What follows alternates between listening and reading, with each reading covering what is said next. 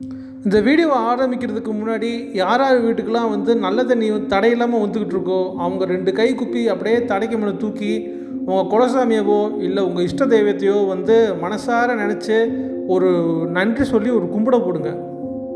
இருக்கிற சூழ்நிலையாக நினச்சி கூட பார்த்துருக்க மாட்டாங்க. திடீர்னு தண்ணீர் பற்றாக்குறை அப்படின்ற ஒரு இக்கட்டான சூழ்நிலையில் மக்கள் மாட்டிக்கிட்டு நில குலைஞ்சு போயிட்டாங்க அப்படின்னு தான் சொல்லணும். தினப்படி வாழ்க்கையே வந்து பல சிரமங்களை மக்கள் ஃபேஸ் பண்ணிக்கிட்டு இருக்காங்க.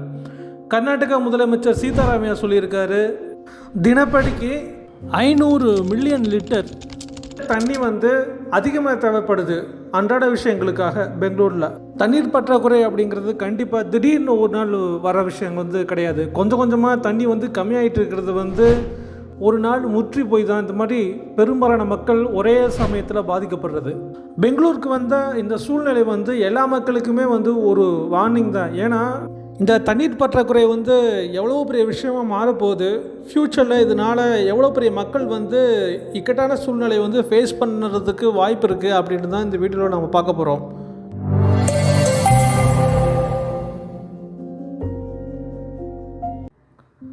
கர்நாடகாவோட டெபுட்டி சிஎம் டிகே சிவகுமார் அவர்கிட்ட போய் பத்திரிகை நிருபர் ஒருத்தர் கேள்வி கேட்டிருக்காரு. சார், இப்போ இருக்கிற அந்த தண்ணீர் பிரச்சனையில் தமிழ்நாட்டுக்கு காவிரி நீரை பங்கிட்டு கொடுக்கறத பற்றி என்ன சொல்கிறீங்க அப்படின்னு சொல்லி கேட்டிருக்காரு. வாய்ப்பில்லை ராஜா, வாய்ப்பு கிடையாது. அவர் என்ன சொல்லுவார், நல்ல நாளில் நமக்கு திறந்து விட வேண்டிய தண்ணீரை திறந்து விடுறதுக்கே வந்து ரொம்ப தாமதப்படுத்துவாங்க. சொல்லவே வேணாம், இப்போது பெரிய தண்ணீர் பஞ்சம் அங்கே போய்கிட்டு இருக்கு. அப்புறம் திறந்து விடுவாங்களா? அவர் சொல்லியிருக்காரு, கிட்டத்தட்ட 30-40 வருஷம் கர்நாடகா பார்க்காத அளவுக்கு இப்போது தண்ணீர் பஞ்சம் வந்து போய்கிட்டு இருக்கு. முக்கியமாக பெங்களூரில் வந்து போய்கிட்டு இருக்கு. அதனால் தமிழ்நாட்டுக்கு காவிரி நீர் வந்து திறந்து விடப்படுமா அப்படின்ற கேள்விக்கே இங்கே இடம் இல்லை அப்படின்னு ஷார்ட்டாக சொல்லி முடிச்சிட்டாரு. இப்போ இந்த தண்ணீர் பஞ்சத்துக்கான அடிப்படையான காரணம் என்னன்னு சொல்லி கேட்டோன்னா, போன வருஷம் பெஞ்ச வடகிழக்கு பருவமழையோட அளவு வழக்கமாக பெய்யறதை விட 18% ரொம்ப கம்மியாக பெஞ்சிருக்கான். அதனால் நீர்த்தேக்கங்கள்லாம் வந்து வழக்கமாக நல்ல மழை பெஞ்சு நிரம்புகிற அந்த கொள்ளளவை விட ரொம்ப கம்மியான அளவே இப்போ வந்து நீர் இருக்குது.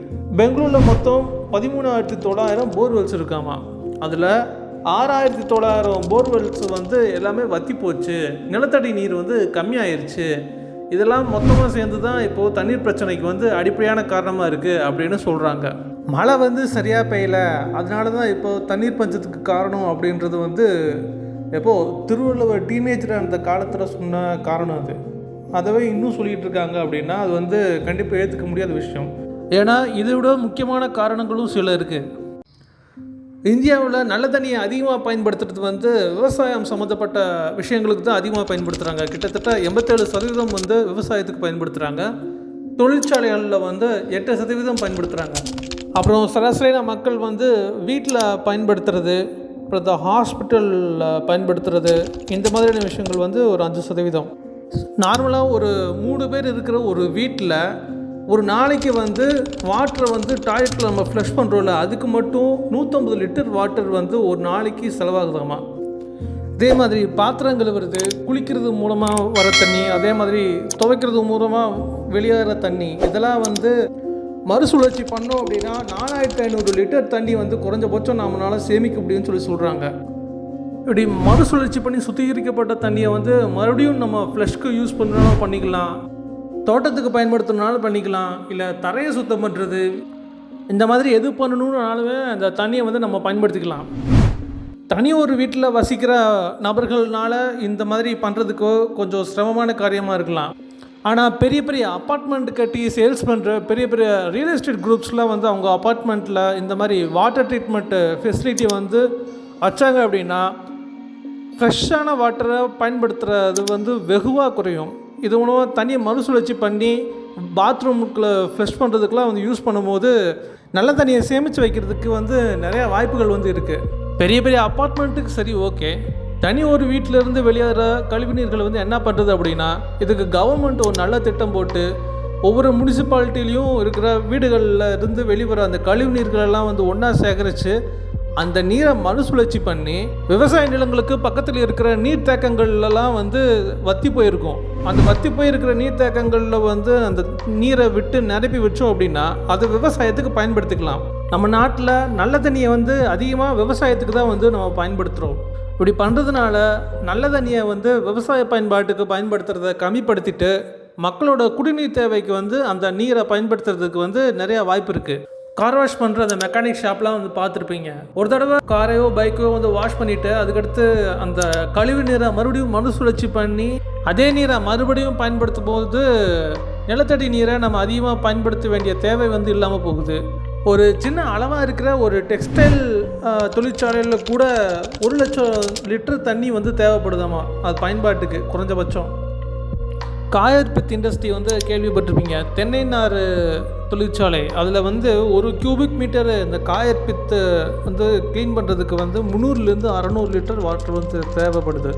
இந்த மாதிரியான தொழிற்சாலைகள் வந்து அவங்களுக்கு தேவையான தண்ணியை சுத்தமான தண்ணி இருக்கிற அந்த நீர்ப்பகுதியிலிருந்து எடுக்காமல் தொழிற்சாலையிலேருந்து வெளியாகிற அந்த கழிவு நீரை மறுசுழற்சி பண்ணி பயன்படுத்தணும் அப்படின்னா கண்டிப்பாக ஒரு தண்ணீர் பிரச்சனை, குடி தண்ணீர் பிரச்சனை அப்படின்றது வந்து இருக்காதுன்னு தான் நான் நினைக்கிறேன். தேவையில்லாமல் நல்ல தண்ணியை வேஸ்ட் பண்ணிட்டாங்க அப்படின்னு சொல்லிட்டு ஒரு 22 குடும்பத்துக்கு வந்து தலா 5000 ஃபைன் போட்டு பெங்களூர் சிட்டியில் கிட்டத்தட்ட 1 லட்ச ரூபா மாதிரி சேர்ந்துச்சாமா. ஒரு சிட்டியில் ஏதோ ஒரு குடும்பம் வந்து நல்ல தண்ணியை தேவையில்லாமல் வேஸ்ட் பண்ணுறாங்க அப்படின்னு சொல்லி கண்டுபிடிச்சி அதுக்கு ஃபைன் போட முடிஞ்ச ஒரு கவர்மெண்ட்னால நீர் பற்றாக்குறையை முன்னாடியே தெரிஞ்சுக்கிட்டு அதுக்கு தகுந்த மாதிரி நல்ல திட்டமிட்டு சரியான நடவடிக்கை எடுக்க முடியாமையாக இருக்கும். எல்லோரும் கண்டிப்பாக தெரிஞ்சுக்க வேண்டிய ஒரு 5 ஃபேக்ட் வந்து யூனிசெஃப் வெப்சைட்டில் கொடுத்துருக்காங்க. நான் சொல்கிறது நம்பலை அப்படின்னாக்கா அந்த லிங்க்கை வந்து நான் டிஸ்கிரிப்ஷனில் கொடுக்குறேன், நீங்களே கிளிக் பண்ணி அதை பார்த்துக்கோங்க. ஃபஸ்ட்டு என்னென்னா 4 பில்லியன் மக்கள், அதாவது உலகத்தில் 2/3 மக்கள் வந்து வருஷத்தில் ஒரு தடவையாவது நீர் பஞ்சத்தினால பாதிக்கப்படுறாங்க. உலக அளவில் கிட்டத்தட்ட 2 பில்லியன் மக்கள் வந்து சரியான நீர் ஆதாரம் இல்லாத இடத்துல வந்து இருக்காங்க, வாழ்ந்துக்கிட்டு இருக்காங்க. உலக மக்கள் தொகையில் பாதி பேர் வந்து நீர் பஞ்சத்தினால கடுமையாக பாதிக்கப்படுவாங்க அப்படின்னு சொல்லி போட்டிருக்காங்க. 2030 200 மில்லியன் மக்கள் நீர் பஞ்சத்தினால இடம்பெயர்வாங்க. அடுத்த 5வது ஃபேக்ட் வந்து 2040 4இல் 1 குழந்தையாவது ரொம்ப கடுமையான நீர் பஞ்சத்தினால பாதிக்கப்படும் அப்படின்னு சொல்லியிருக்காங்க. நாம் எல்லாருமே ஒரு சவாலான சூழ்நிலையை நோக்கி தான் போய்கிட்டு இருக்கோம். நம்ம சரியான நடவடிக்கை ஒவ்வொரு தனிநபரும் எடுக்கல அப்படின்னா நம்மளோட குடும்பம், நம்ம நல்லா இருக்குன்னு நினச்சவங்க, நம்மளுக்கு பிடிச்சவங்க எல்லாருமே தான் பாதிக்கப்படுவோம், நாமளும் பாதிக்கப்படுவோம்.